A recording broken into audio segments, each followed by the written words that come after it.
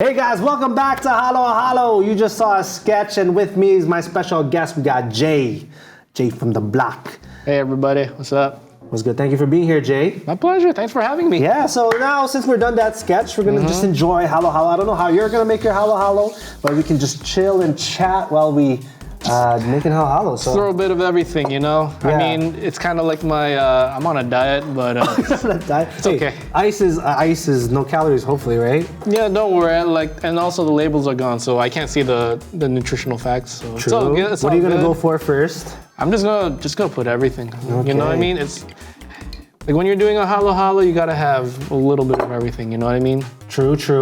So what did you think about the sketch that we just did? I mean, like, are you a fighting guy? No, I wrote that because, you know, we're in the same acting workshop and I saw your anger, your angriness. I wanted to get that angriness out of you again. But the thing is, I did a lot of the anger fighting scenes, but I didn't really get to hit anyone. If Yeah. anything, I just I banged my hands on the table, you know. That's true. So in a sense, you wanted to hit me in that scene.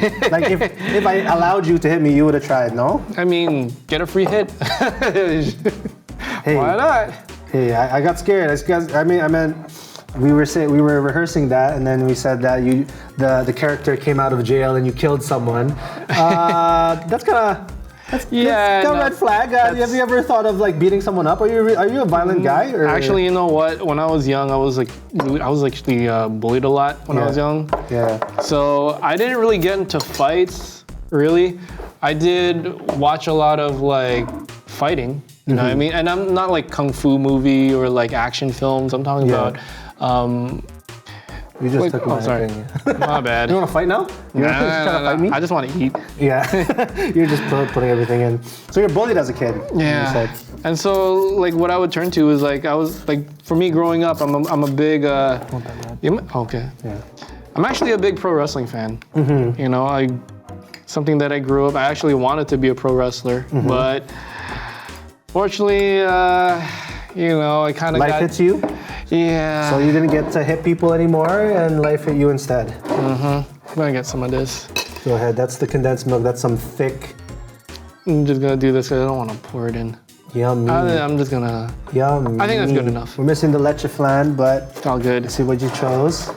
So you said you wanted to be a wrestler, and did you have like a favorite wrestler? Did you have a name kind of like in your head that you kind of wanted to be or something? Well, the first wrestler I remember watching when I was young was Bret Hart. Bret the Hitman Hart. Yeah. And but I guess for me, my favorite wrestler has to be Mick Foley. Yeah, the sock. He got The sock guy. It's just because he had so many different characters. Like Yeah. he could be. I really like the way that he talks and does promos. Actually, like when we do our.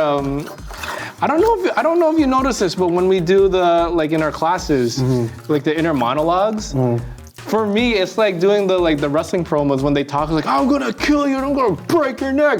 Ah! That's what I think of whenever. That's why I love doing the inner monologues. It's like a promo from. It's like it's like over the top. It's like exactly, and for me, in my opinion, Mick Foley was one of the best at it. He knew how to like get to your soul and make you feel his pain and all that. It was he was something else. He was on a different level. But yeah. Did you say you mentioned that? What's your specialty? You really like you said you were not a striker. No, I wrote that, but we were just like kind of like punching each other. Like you said you're more of a submission. I'm more of a submission guy. I'm more of a I studied more on like chokeholds and like arm bars and leg locks and all those things. So, you know, like when we were like play wrestling. You were choking people when you were kids, basically. Everyone was doing like stunners and rock bottoms and like people's elbows and pedigrees. Yeah. But for me, I was doing like $1 million dreams. I was doing cross-face chicken wings, and I was doing like sharpshooters or scorpion death locks. Oh my goodness, I don't even know what those are. But what's your go-to submission hold? And have you done it on someone? I mean, I guess you've done it to your cousins or something. Well, my go-to has to be in wrestling term, it's called the Tazmission. In Japanese, it's called the Katahajime. Katahajime. Yeah, you want to see? Go. I'm me right now. Okay. Go. So hold up. So it's kind of like an illegal move. So like go like this.